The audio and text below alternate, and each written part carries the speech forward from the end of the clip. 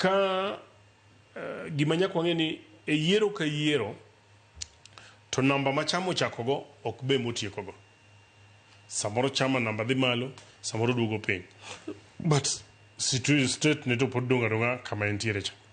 Koro wach moro ni barruok minya imagine ni koro ni ji opogore nus koni gi nus kocha bro luwore gi processes ma waketo leading to the general election. Ingeni ODM ok en mana mar joluo. Otingo nyaka jo Mombasa. Otingo nyaka jo Western. Otingo nyaka jo Mandera. To sani gimobia nyisi ni aneno ka ji dhi tiyo together.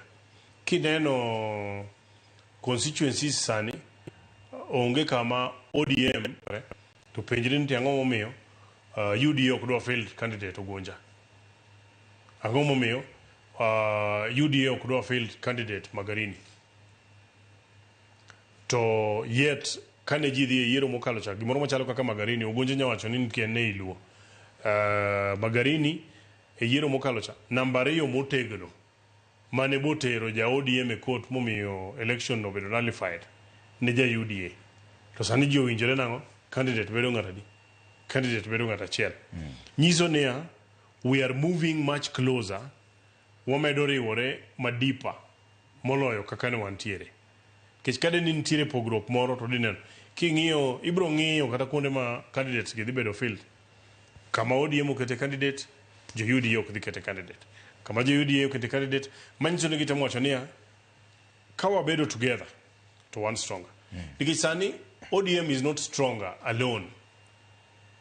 Kata sami neno wuoyi. Ka ODM owuok e arrangement ni to gimbe gin weak. UDA ko owuok e broad based arrangement individually gin weak. Koro gin partners ma require each other. Mani adieri makene. King'iyo gima timore gi jo Kenya moja ma gin ojende. Giwuok nikech gidwaro huma mar telo koso giwuok nikech gin gi ywaruok gi jatend piny Kenya. Ata paro ni gima nyaka wang'e ni there is a transition that is happening in the country. The transition is happening across all sectors. Kiweri kata gi siasa, look at the private sector, Trevor.